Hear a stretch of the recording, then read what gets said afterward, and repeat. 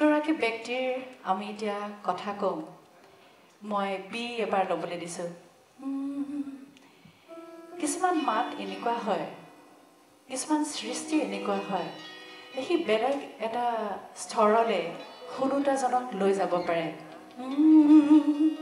ফাগুনে তুলিৰে মাথো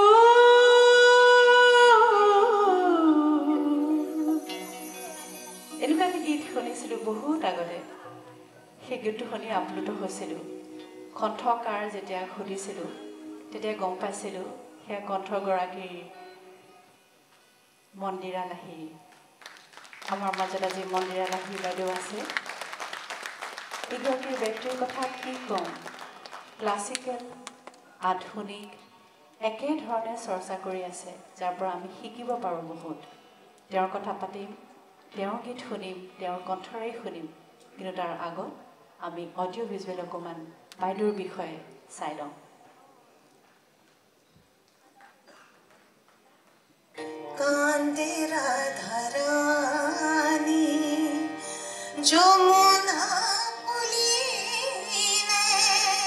চন 1975 আকাশবাণী আয়োজন কৰা সৰ্বভাৰতীয় পৰ্যায়ৰ সংগীত প্ৰতিযোগিতাত প্ৰথম পুৰস্কাৰেৰে জিলিকি উঠিছিল অসমৰ এগৰাকী 16 বছৰীয়া কণ্ঠশিল্পী নাম মন্দিৰা শৰ্মা জন্ম যোৰহাট শিক্ষা প্ৰথমে গুৱাহাটী আৰু পৰৱৰ্তী সময়ত ডিব্ৰুগড় মোমায়েক স্বৰ্গীয় বীৰেন্দ্ৰ কুমাৰ ফুকনৰ তত্ত্বাৱধানত 6ষ্ঠ শ্ৰেণীৰ পৰা সংগীতৰ জগতত ভৰি দিয়া মন্দিৰা শৰ্মাই বিবাহ সূত্ৰে পশ্চিমবংগৰ সংগীতৰ মহাসাগৰত পৰিছিল কাৰণ বীৰেন্দ্ৰ কুমাৰ ফুকনৰ গুৰু চিন্ময় লাহিৰীৰ বোৱাৰী হৈছিলগৈ পশ্চিমবংগত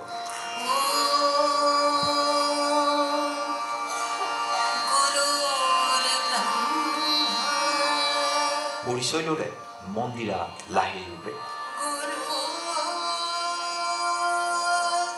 আৰু তাৰ পৰৱৰ্তী কালচোৱা হ'ল এক ইতিহাস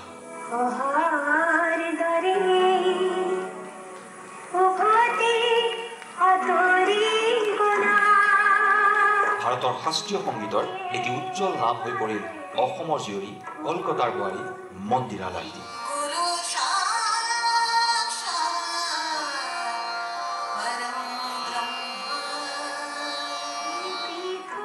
সেয়ে হয়তো 2023 বৰ্ষত পশ্চিমবংগ চৰকাৰে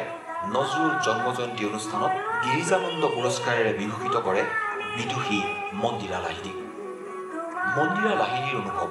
সংগীতৰ মানুহবোৰৰ মনবোৰ বৰ সহজ সৰল কিন্তু জটিল জগতখনৰ লগত যুঁজিব লগা হ'লেহে মনবোৰো জটিল হৈ পৰে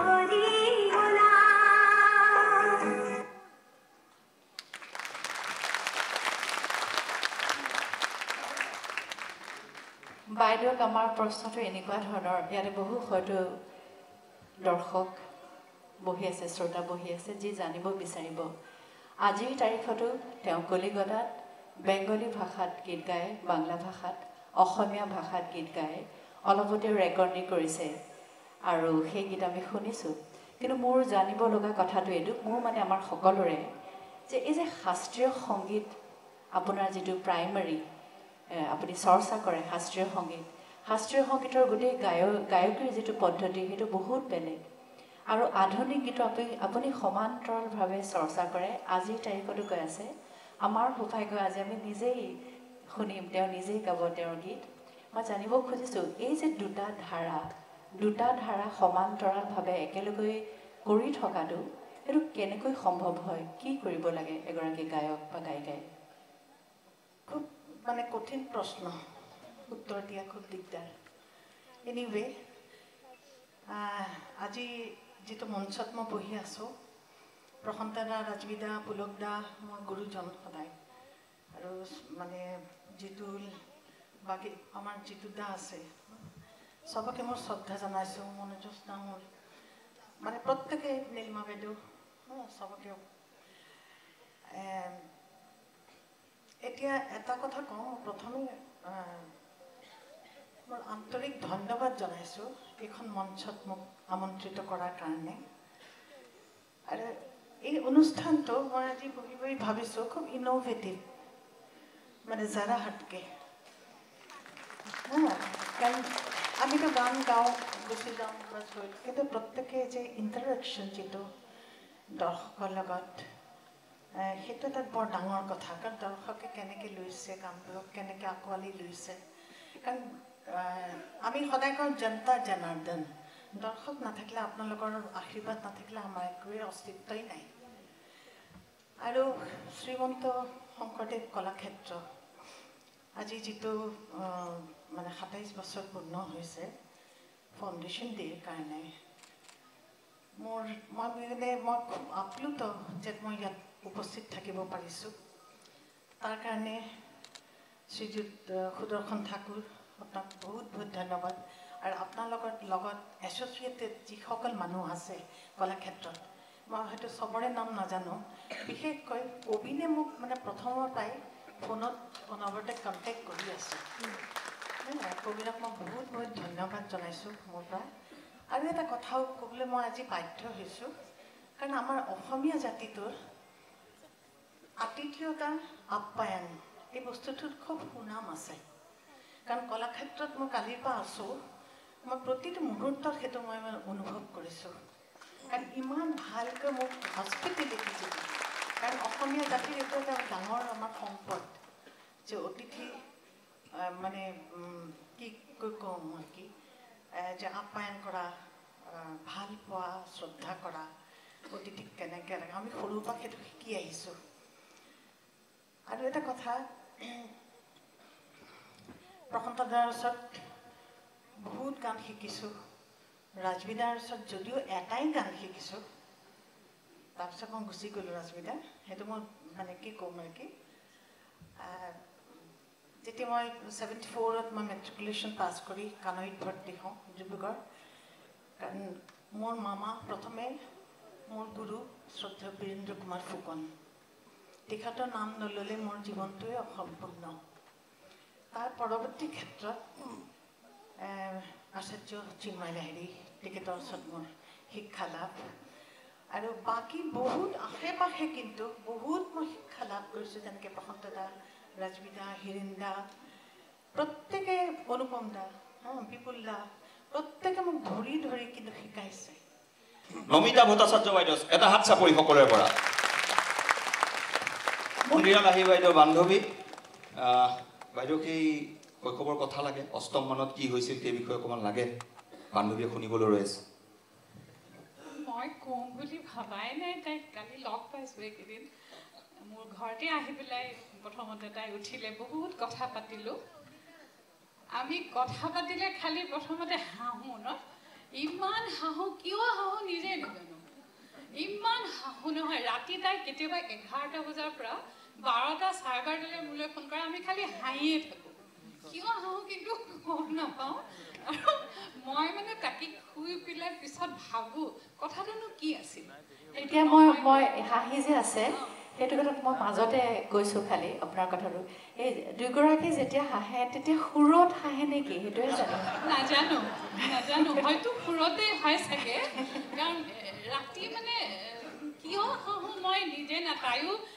পিছদিনা সোধে, নমিতা আমি কালি ইমান হাঁহিলোঁ নহয়। মই হাঁহিলোঁ, কথাটোনো কি আছিলে, নাজানো, পাহৰি গ'লোঁ কথাটো। এইখিনি মই চাপৰি এটা সকলোকে দিব এইটো কাৰণে দিছোঁ, কাৰণ আজিৰ তাৰিখত আমি খোলাকে বিনা কাৰণত হহাটো পাহৰি গৈছোঁ। আজি এইটো কথা আমাক মনত পেলাই দিছে। আৰু মানে তাই খুব উৎপতীয়া আছিলে দেই। আমাৰ স্কুল ক্লাছ 7ত নে 8ত আমি যেতিয়া পঢ়িছোঁ তেতিয়া হেৰি হৈছিলে, আমি শ্বহীদৰ এটা গান লাগে আমাক দেই। আমি কোৰাছ গাম, টিচি স্কুলৰ কোৰাছ মানে বিখ্যাত কোৰাছ তেতিয়া দেই। গতিকে আমি কোৰাছ এটা গাম। তাই ক'লে কাৰ হতুৱাই লিখাবি। মই কাৰ হতুৱাইনো লিখাম, কাকো তেনেকৈ নাপাওঁ। খালি সেই মুক্তালজত আমাৰ নিৰ্মল পঢ়া বৰদলৈ বাইদেউ আছিল নহয়, সেই তাতে মানে সেইটো ঘৰে আমাৰ বিখ্যাত ঘৰ, আৰু তাতে মানে যাওঁ আৰু নিৰ্মল বাইদেউৰ ওচৰত। নিৰ্মল বাইদেউটো তেতিয়া বি বুঢ়া কলেজত চাকৰি কৰি আছিলে। আমাৰ টিচি স্কুলৰ পৰা বি বুঢ়া গুৰুটো ইমান দূৰ নহয়। তাই ক'লে আমি টিফিন পিৰিয়ডত গানটো লিখিবলৈ বাইদেউ তালৈ যাম। ঠিক আছে, কথা হ'ল। নহয়, আৰু এটা কথা কওঁ, আমি কিন্তু বাইদেউৰ যে এটা বিশাল এটা মানে কি কওঁ ব্যক্তিত্ব বা চব আমি সেইবোৰ ভবাই নাই আমি গান গাব যাম মানে বাইদেউ লিখি দিব আমি তেনেকৈ ভাবিছোঁ মুক্তাৰ লগত বাইদেউ পায়ে থাকোঁ যাম আৰু বাইদেউ লিখি দিব ক'লেই দিব দেই আমি আৰু দুইজনী টিফিন পিৰিয়ডত গ'লোঁ নহয় আকৌ নীল ডাউন কৰিও থৈছিলে সেইটোৱেইটো ক'ব দেৰি হৈছে কাৰণে যেতিয়া মানে তুমি তৰালি গ'লোঁ নহয় খোজকাঢ়ি দৌৰি গৈছোঁ আৰু দেই আৰু এটা কথা আমাৰ 20 মিনিটত তেতিয়া খোজ কঢ়াটোৱে বৰ ডাঙৰ কথা আছিলে 20 মিনিটত আমি স্কুল ঘূৰি আহি পাব লাগিব টিফিন পিৰিয়ড গ'লোঁ গৈ নিৰ্মল বাইদেউ একদম ভাগ্য ভাল বাইদেউৰ ক্লাছ নাছিলে আমি ক্লাছত তাৰপিছতে বাইদেউক লগ ধৰিলোঁ কি হ'ল বোলে বাইদেউ এনেকুৱা আমাক এটা উশাহ নাপায় তেনেকৈ কৈছোঁ মানে এটা গান লাগে আমাক এটা দিব লাগে গান এটা আপুনি বাইদেউ যেনেকৈ তহঁত আহিবি যা পিছত আহিবি যা মোৰ ঘৰত যাবি যা এনেকৈ কৈ পঠাই দিলে আহিতো স্কুলত গেট বন্ধ 20 মিনিট পাৰ হৈ গ'ল কি কৰিম দুইজনী কোনোমতে চকীদাৰটোক পতাই সোমাওঁতে প্ৰিন্সিপালৰ মুখত পৰিলোঁ তেতিয়া ইন্দিৰা দেৱী আছিলে প্ৰিন্সিপাল তহঁত ক'ত গৈছিলি নিৰ্মল বাইদেউ তাতেও গৈছিলি নিৰ্মল বহাবলৈ তাইক তহঁতক ইমান দূৰ ক'লৈ গৈছিলি আমি মুক্তাললৈ যাওঁ ন আমি বিবৰা কলেজ গৈছিলোঁ সঁচা কথাখিনি কৈছোঁ তহঁতে আমাক নকৈ গ'লি নহয় নীল ডাউন একদম জানা গেটখন যে যিটো টি চি স্কুলৰ মেইন গেট তাৰ সন্মুখত সেইখিনিত আমাক আঁঠু কঢ়াই থৈ দিছে একদম বেলেগ ধৰণৰ খবৰ ইমান লাজ লাগিছে জানা তেতিয়া একাডেমি স্কুলৰ ল'ৰাবিলাকে আমাক খুব যোগায় আৰু সিহঁতে আমাক চিনি পায় কেনে পাইছোঁ বঢ়িয়া খুব যোগাইছে তাৰপিছত একদম স্কুল ছুটিলৈকে আমি দুজনী কিন্তু তাত আমাৰ দুখ লগা নাই আমি দুজনী কিন্তু খুব কথা পাতিছিলোঁ কিন্তু এটা কথা কোনো ডোন্ট টেক ইট আদাৰৱাইজ এতিয়া হ'লে হয়তো মানে FIR কৰি দিব হয়তো এতিয়া FIR কৰি দিব আৰু ছ'চিয়েল মিডিয়াত দীঘলীয়াকৈ লিখিব পানিছমেণ্ট যদি দিয়ে আৰু আমাৰ কাৰণে সেইটো আশীৰ্বাদ আছিলে স্কুলৰ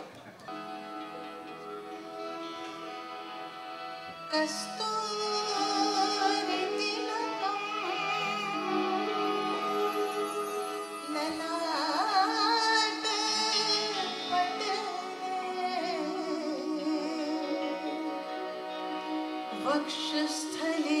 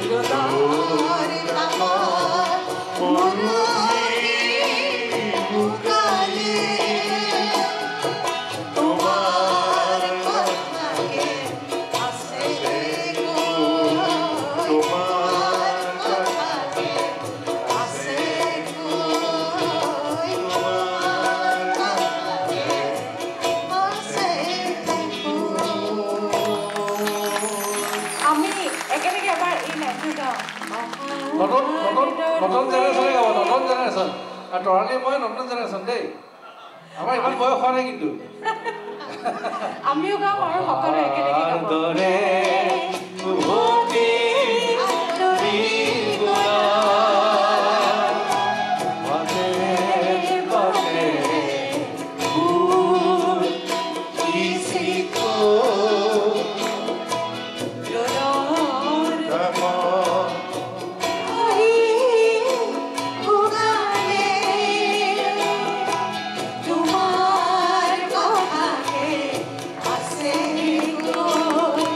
Tomar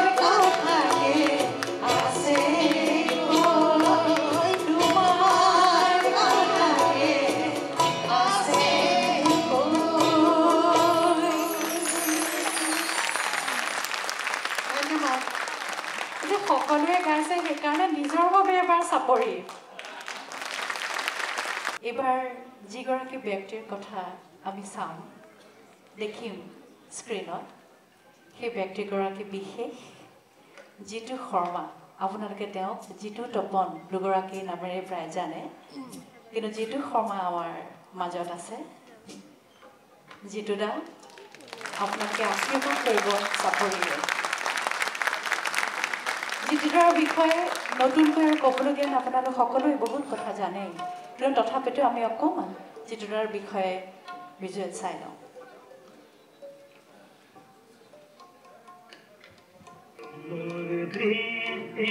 তুমি ধৰা পৰিলা আৰু দৃষ্টিৰে মনলৈ আহিলা এবাৰ ভাৰতীয় সংগীতৰ কিংবদন্তি মহম্মদ ৰফি চাহাব আহিছিল যোৰহাটলৈ ৰফি চাহাব অহাৰ প্ৰথম দিনাৰ মঞ্চত সুৰৰ লহৰ তুলিছিল যোৰহাটৰ দুই তৰুণে তন্ময় হৈ সেই দৃশ্য উপভোগ কৰি ৰফি চাহাবে দুই তৰুণক সাক্ষাৎ কৰি কপালত যাচিছিল আশীৰ্বাদৰ চুমা আৰু নিশাটোৰ ভিতৰতে এটি অসমীয়া গানৰ সুৰ কৰি দিবলৈ আহ্বান জনাইছিল দুই তৰুণক ৰফিৰ সেই আহ্বানে যেন ভাগ্যৰ চকুৰিয়ে ঘূৰাই পেলালে তেওঁলোকৰ কাৰণ সেই দুই তৰুণ আন কোনো নাছিল অসমৰ শংকৰ জয় কিষাণ আখ্যা পোৱা বৰেণ্য সংগীত পৰিচালক জিতু তপন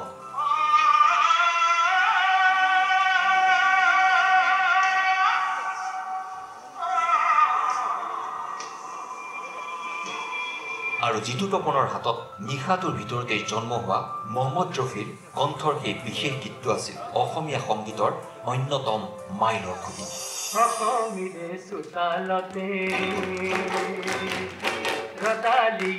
সেই যাত্ৰাৰ যেন শেষেই নহল পৰৱৰ্তী কালত জিতু তপন চুটিয়ে দি গ'ল এটাৰ পিছত আনটো জনপ্ৰিয় গীত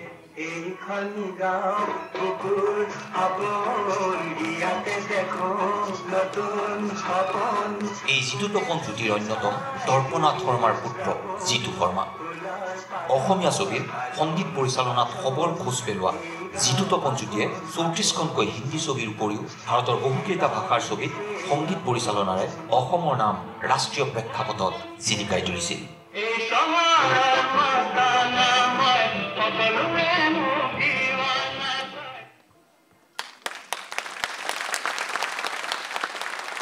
জিতুদা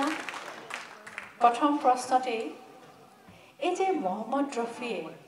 অসমৰ এটি সংগীত অনুষ্ঠানত আপোনাক দেখিলে তপনদাক দেখিলে তাৰপিছত যে মাতি পঠিয়ালে যেতিয়া সেই খবৰটো প্ৰথম আপুনি পাইছে তেতিয়া আপোনাৰ সেই সময়ত অনুভৱ কি হৈছিলে আৰু কিমান সেই সময়ত আপুনি কেনেকুৱা কি কৰিম বুলি ভাবিছিলে সেইটোৱে জানিব খুজিছোঁ প্ৰথমতে তাৰপিছত ৰাইজে প্ৰশ্ন কৰিব মই কোন প্ৰশ্ন কৰিব তেতিয়া শ্ৰদ্ধেয় স্বৰ্গীয় ৰফি চাহাব যোৰহাটলৈ আহিছিলে এখন অনুষ্ঠানত তেখেত দুদিনৰ পৰিৱেশন কৰিবৰ কাৰণে আহিছিলে তাত প্ৰথম দিনাখনত আমাৰ অনলি লোকেল আইটেম আছিলে তপনে মই আমি কৰিছিলোঁ এটা অৰ্কেষ্ট্ৰা যিটো শুনি ৰফি চাহাব খুব ইম্প্ৰেছড হৈছিলে ৰফি চাহাবে এষাৰ কথা কৈছে যে মুझे यकीन नहीं था कि असम में भी ऐसा होता है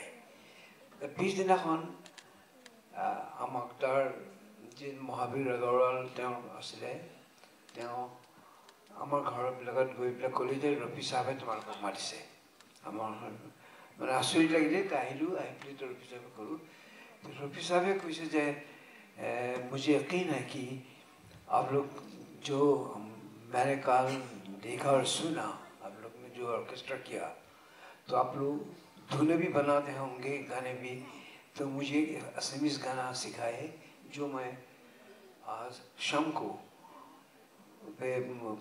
फंक्शन में गा सकूँ तो हमारे कारण इट वाज ए भाइबो not unexpected it was a dream come true তেতিয়া আমি আমাৰ লগতে যাওঁতে আমাৰ বিশিষ্ট বন্ধু আৰু গীতিকাৰ নুৰুল হকক আমি লগতে লৈ গৈছিলোঁ তা আমাৰ এটা গান মুখৰাটো এনেই আমি বনাই থৈছিলোঁ অসমীয়া ৰেষ্টুৰেণ্টত মুখৰাটো অলৰেডি বনোৱা আছে তেতিয়া ৰফি চাহাবক শুনালোঁ যে रफी साहब आपको ये धुन कैसा लगेगा अगर ये मुझे चाहिए आप लोगों ने देखो तो बही आमी बाकी অন্তৰকেইটা আমি তাতে বহি আমি সুৰ কৰিলোঁ নৰিলে লিখিলে তাৰপিছত তাৰ পিছদিনাখন যেতিয়া ৰফি চাহাবৰ দুপৰীয়া 1:30 বজাত ফ্লাইট আছিলে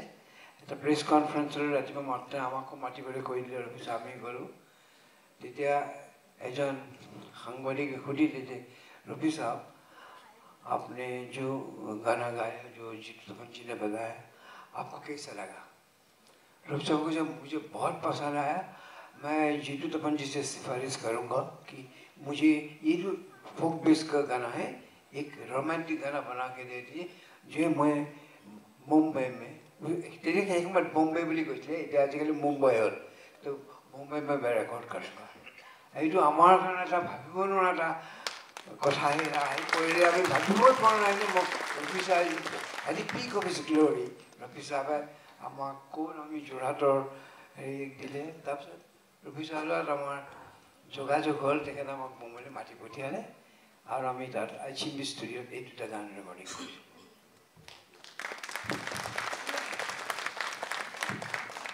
অশেষ ধন্যবাদ দাদা এই বহুত ধুনীয়াকৈ ডিটেইলত কথাখিনি আজি আমি গম পালোঁ নিপে ক'ব কিবা মই জিতু দাক এটা প্ৰশ্ন কৰিব বিচাৰিছোঁ দীপেন বৰুৱা অসমৰ প্লেবেক ছিংগিঙৰ ৰজা বুলি কয় দীপেন দাৰ ওপৰত সদায় এটা অভিযোগ থাকে যে সদায় হোম প্ৰডাকশ্যনৰ ছবিতেই তেওঁ গীত গাই জনপ্ৰিয় হৈছিল নেকি কিন্তু দীপেন দাই সেই অভিযোগৰ উত্তৰ দিছিল এটা অনুষ্ঠানত যে মোক সেই অভিযোগৰ পৰা কিন্তু আঁতৰাই নিছিল জিতু তপনে ছুপাৰ হিট ছবিত ছুপাৰ হিট গান আপুনি উপহাৰ দিছিল দীপেন বৰুৱাক জিতু তপনে কিদৰে বাছনি কৰিছিল এইটো প্ৰশ্ন লাগে কিন্তু নহ'লে দীপেন বৰুৱাৰ নামটো কেৱল ব্ৰজেন বৰুৱা নীপ বৰুৱা ৰমেন বৰুৱাতে সোমাই থাকিলে তেন্তে হোম প্ৰডাকশ্যনৰ ছবিতে দীপেন বৰুৱাই কাম কৰে নেকি কিন্তু জিতু তপনে দীপেন দাক এটা বেলেগ পৰ্যায়লৈ লৈ গৈছিল খুব জনপ্ৰিয় গীত উপহাৰ দিছিল সেই প্ৰশ্নটোৰ উত্তৰ কিন্তু আজি জিতু দা দিব লাগিব আচ্ছা দীপেন বৰুৱা যি সময়ত তেওঁৰ গান খুব হিট হৈছিলে ব্ৰজেন্দ্ৰৰ ছবি ডক্টৰ বেজ বৰুৱা ঠিক সেই সময়তে আমাৰ মানৱৰ দানৱৰ ফিল্মখন আমাৰ ৰেকৰ্ডিঙৰ কাৰণে আমি যাম তেতিয়া যেতিয়া দীপেনৰ গান শুনিলোঁ ইয়াত অসমত ইমান ডাঙৰ ডাঙৰ গায়িকা আছে সকলো আছে কিন্তু আমি প্ৰথমে এটা কথা সদায় কওঁ যে Dipen Baruah was the first playback singer in Assam মানে যেনেকৈ ধৰক ৰফি চাহাব হওক কিশোৰীদা হওক তেখেতসকলে বেলেগ বেলেগ নায়কৰ কাৰণে গান যেনেকৈ লতা মংগেশকাৰে নায়িকাৰ কাৰণে গায় কিন্তু তেওঁলোকে প্ৰত্যেক নায়ক নায়িকাৰ লগত নিজকে মিলাই পেলাই গানটো কৰিব পাৰে আপোনাৰ এনেকুৱা লাগে যে নায়ক নায়িকাই গানটো গাইছে দীপেনে যেতিয়া আহিলে ডক্টৰ বেজবৰুৱাত শুনিলোঁ তাৰপিছত তেতিয়া আমি এতিয়া ইমিডিয়েটলি ঠিক কৰি মই তপনে যে মানৱৰ দানৱত দীপেনক আমি গান গাম তেতিয়া ব্ৰজেন্দ্ৰৰ লগত আমাৰ ভাল আছিল ব্ৰজেন্দ্ৰই কৈছিল ব্ৰজেন্দ্ৰ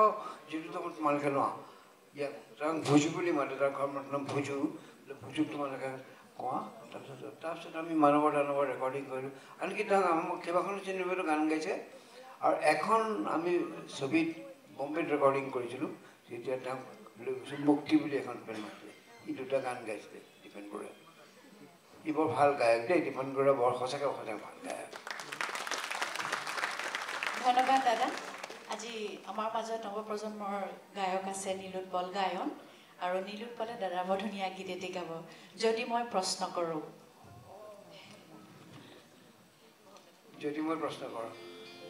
মনীষা বহি আছে নেকি ইয়াত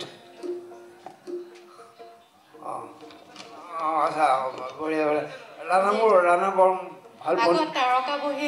ৰাণা মোৰ বৰ ভাল বন্ধু আছিলে ৰাণা এই গানটো বৰ উপভোগ গাইছে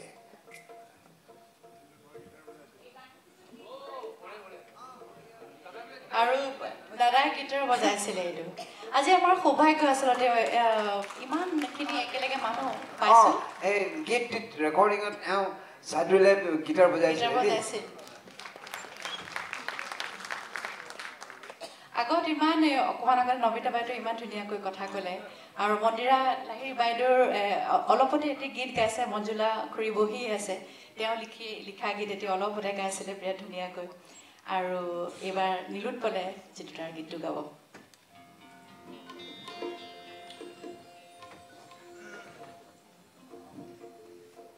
শ্ৰদ্ধাৰ সকলোকে মোৰ নমস্কাৰ জনাই আৰম্ভ কৰিছোঁ গীতটো।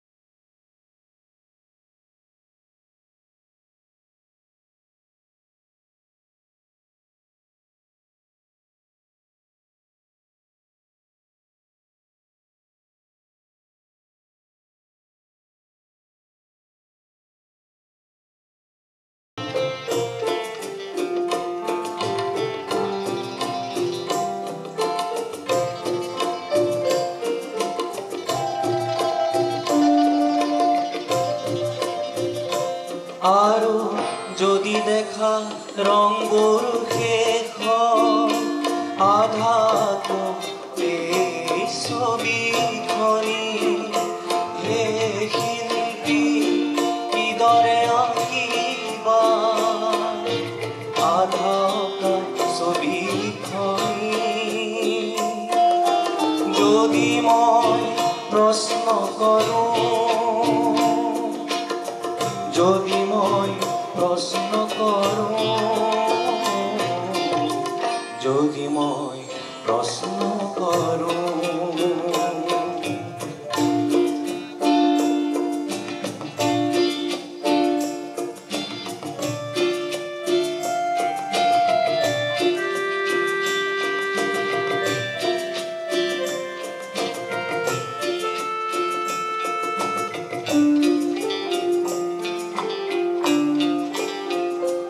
যদি আশাবোৰ নিৰাশাত লীন হয় জীৱনৰ প্ৰথম পুৱাতে আৰু ধুমুহাৰ দৃষ্টিত হয় ফুল পাহি আধা ফুলোতে হে বন্ধু পাৰিবা জানো বাধা দিব সৃষ্টি নাশিনী যদি মই প্ৰশ্ন কৰোঁ যদি মই প্ৰশ্ন কৰোঁ যদি মই প্ৰশ্ন কৰোঁ নিৰূপণক ধন্যবাদ জ্ঞাপন কৰিছোঁ। আৰু কিন্তু আমাৰ সৈতে আছে কলাক্ষেত্ৰৰ সচিব সুদৰ্শন ঠাকুৰ ডাঙৰীয়া। খুব এটা সুন্দৰ অকণ থিয় হৈ দিব। খুব এটা সুন্দৰ অনুষ্ঠান অনুষ্ঠিত কৰিছে, সুন্দৰ কনচেপ্ট ৰাইজে উপভোগ কৰিছে আৰু দৰ্শক আৰু যিসকল বিশিষ্ট শিল্পী তেওঁলোকক একাত্ম কৰি পেলাইছে। এই ধাৰণাটো মনলৈ কেনেকৈ আহিল আৰু কি ক'বলগীয়া আছে মুহূৰ্তত? সেই ধাৰণাৰ কথা পিছত ক'ম, কিন্তু জিতুদাৰ গানটো শুনাৰ পিছত মোৰ অন্য এটা কথা মনলৈ আহিছে। মই নাজানো কিমান দূৰ শুদ্ধ, এই গানটো লিখাৰ আঁৰত জিতুদাৰ এটা কথা আছিল। জিতুদাৰ মাকে বোলে কৈছিল, কেতিয়াবা যদি এই সুৰবোৰ শেষ হৈ যায় তেতিয়া তহঁতৰ গানবোৰ কি হ'ব, তহঁতি ক'ত গান গাবি, কি সুৰ দিবি, তহঁতি ক'ত কি কৰিবি, এনেকুৱা এটা কথা মই শুনিবলৈ পাইছিলোঁ। কিমান দূৰ শুদ্ধ নাজানো, জিতুদাৰ মুখেৰে হয়তো জানিবলৈ পালে মই সুখী হ'ম। আৰু জিতুদা এটা সম্ভ্ৰান্ত পৰিয়ালৰ সন্তান আৰু তেখেতে এই সংগীতৰ চৰ্চা নকৰাকৈ এটা বেলেগ ধৰণৰ জীৱন অতিবাহিত কৰিব পাৰিলেহেঁতেন, কিন্তু সকলো ত্যাগ কৰি তেখেত সংগীতৰ সৈতে জড়িত হ'ল আৰু আমাক ইমানবোৰ সুন্দৰ গান উপহাৰ দিলে আৰু তাৰ বাবে মই তেখেতক আমাৰ কলাক্ষেত্ৰ সমাজৰ ফালৰ পৰা বহু পলমকৈ হ'লেও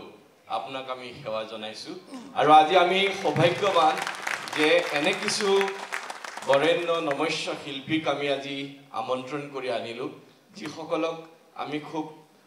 কলাক্ষেত্ৰলৈ হয়তো আমন্ত্ৰণ কৰিবলৈ সুবিধা বা সুযোগ পোৱা নাছিলোঁ আৰু তেখেতসকলক আজি আমি মঞ্চত আৰু একে সময়তে আমাৰ জ্যেষ্ঠ শিল্পীসকলক প্ৰেক্ষাগৃহত দেখি আমি নিজেই অতি আনন্দিত আৰু গৌৰৱান্বিত আৰু এই ক্ষেত্ৰত মোৰ সাহস হৈছে জিতুল সোণোৱালদেৱ তেখেত আছিল কাৰণে মই হয়তো এই অনুষ্ঠানৰ পৰিকল্পনা কৰিব পাৰিলোঁ আৰু এনেধৰণে আগবাঢ়িবলৈ সাহস কৰিলোঁ আজি ডিব্ৰুগড়ে ডমিনেট কৰিছে মঞ্চ যোৰহাটে ডমিনেট কৰিছে গতিকে সেইটো মোৰ বাবে ভাল লাগিছে গতিকে জিতুদাৰ পৰা মই জানিব বিচাৰিম যে এই গীতটোৰ আঁৰত আপোনাৰ মাতৃৰ এক কথোপকথন এক আপোনালোকৰ মাজৰ কথা স্মৃতি নিহিত হৈ আছে বুলি আমি শুনিবলৈ পাওঁ কথাটো কিমান দূৰ সঁচা হয় কথাটো সিমান সঁচাই হ'ল কি আমি কেতিয়াবা যোৰহাটত আমাৰ ঘৰত মোৰ ড্ৰয়িং ৰুমত এটা খুব সুন্দৰ পিয়ানো আছিলে মোৰ দেউতাৰ পিয়ানো আছিলে এইটো আগতে আমি কেতিয়াবা মই তপন আমি বহি পেলাই তাত গান সুৰ কৰোঁ কৰি থাকোঁতে মোৰ মা ওচৰত বহি থাকে মা নিজেও সংগীতজ্ঞ আছিলে দেউতাৰ এখন চিনেমাত ৰুণুবি চিনেমাত মিউজিক ডাইৰেকশ্যন কৰোঁতে মায়ে প্লেবেক ছিংিং কৰিছিল মায়ে এটা গান মায়ে গাইছিলে মায়ে চিটাৰ টিটাৰ বজাইছিলে জানে হেৰি কৰে ভণ্টিহঁতৰ লগত আমাৰ বৰ সাংঘাতিক ভাল দেই এই ঘৰৰ লগত আমাৰ আগৰ আচ্ছা তেতিয়া এদিন আমি পিয়ানোটো মই ঠিক বজাই আছোঁ তপনৰ ওচৰতে আছে তেতিয়া মায়ে এটা প্ৰশ্ন মোক সুধিলে যে তহঁতে যে এনেকৈ গান চানবিলাক কৰি থাকো সুৰ কৰি থাকো তেওঁলোকে বহুত মানুহ পৃথিৱীত সুৰ কৰি আছে যদি কেতিয়াবা যদি কাহানি বা সুৰবোৰ শেষ হৈ যায় কি হ'ব মোৰ সেইদিনাখন ৰাতি মই শুব নোৱাৰিলোঁ I just couldn't sleep whole night মই ভাবিলোঁ এইটো অদ্ভুত কথা ডাঙৰ কথা মানে পৃথিৱীত ট্ৰিলিয়নছ অফ কম্পজিশ্যনছ হৈছে মানে এই 12টা নোটৰ ভিতৰত শুদ্ধৰ সেই কমলৈ তাৰ ভিতৰতে কিমান সুৰ হৈছে কিমান হৈছে সেইদিনা মোৰ ৰাতি মানে টোপনি নাহিলে পিছদিনা ৰাতিপুৱা মই তেতিয়া ভাবি পেলাই লিখিলোঁ যে এই গানটো যদি এনেকৈ লেখা যায় তেতিয়া তাৰপিছত ছন্দ আহিব লাগিব গতিকে মই ছন্দটো ইয়াত এনেকুৱাকৈ ৰাখিছোঁ যে যদি মই প্ৰশ্ন কৰোঁ সেই লাইনটো ঘূৰি ঘূৰি আহি থাকে তেতিয়া সুৰৰ বিষয়ে ক'লোঁ যদি সুৰ শেষ হ'লে তে সুৰগৰা কি কৰিব তাৰপিছত ভাবিলোঁ যে অকল সুৰৰ কথা ক'লেই নহ'ব তেতিয়া ৰাইটাৰ কবিৰ বিষয়ে ক'লোঁ তাৰপিছত পেইণ্টাৰৰ বিষয়ে ক'লোঁ আল্টিমেটলি গোটেই পৃথিৱীত মানুহৰ জীৱনটোত যদি আশাবোৰ নিৰাশাৰ কি হ'ব ইত্যাদি কথা বুলি পেলাই তেতিয়া আমি এই গানটো কৰিলোঁ কৰি পেলাই মই এতিয়া ইউনিভাৰ্চিটিত আমি পঢ়ি আছিলোঁ সেই সময়ত তেতিয়া এই গানটো আমাৰ পৰম বন্ধু আছিলে ভৱেশ ঠাকুৰ ভৱেশে এই গানটো গাইছিলে আচ্ছা এদিন গুৱাহাটীত ইয়াত এটা ষ্টেচন HMB ইয়াৰ ষ্টুডিঅ' এটা কৰিছিলে কৰোঁতে আমাকো মাতি আনিলে আমি গৈ বজাইছিলোঁ আৰু মই এতিয়া মনীষক তাকে কৈছোঁ ৰাণা মোৰ খুব ভাল বন্ধু প্ৰিয় বন্ধু সৰুৰ পৰা আৰু মোক ৰাণাই তেতিয়াই গান শুনাইছে যেতিয়া সি কৃষ্ণচূড়া আগৰি বঠাই কৰা বহুত আগতে মোক কৈছে যুদ্ধ আচোন এই গান এটা মোক সুৰ কৰিছে ভাল লাগিছে তেতিয়া আচ্ছা সেই সময়তে ৰেকৰ্ড সময়তে মোক ৰাণাই সুধিলে এটা কথা মই আৰু তপন এনেকৈ আছোঁ তপন মই ৰাণা যে যিটো তপন মই এটা গান শুনিলোঁ সেইদিনা গানটো কি যদি মই প্ৰশ্ন কৰোঁ তুমি এই গানটো কেতিয়াবা ৰেকৰ্ডিং কৰিছা নেকি তোমাৰ মই নাই কৰা আমি এতিয়ালৈকে ৰেকৰ্ডিং কৰা তেতিয়া ৰাণাই ক'লে তপন গানটো যদি মই গাওঁ মই মানে চকু পানী ওলাই মোৰ ৰাণা মনৰ কথা কৈ দিলা এনেকুৱা লাগিছে যে গানটো তোমাক লৈ গানটো লিখিছিলোঁ বা সুৰ কৰিছিলোঁ তাৰপিছত আৰু ৰাণাই উপভোগ গাইছে গান মই ৰাণাকো সেইকাৰণে মই কৃতজ্ঞতা জনাইছিলোঁ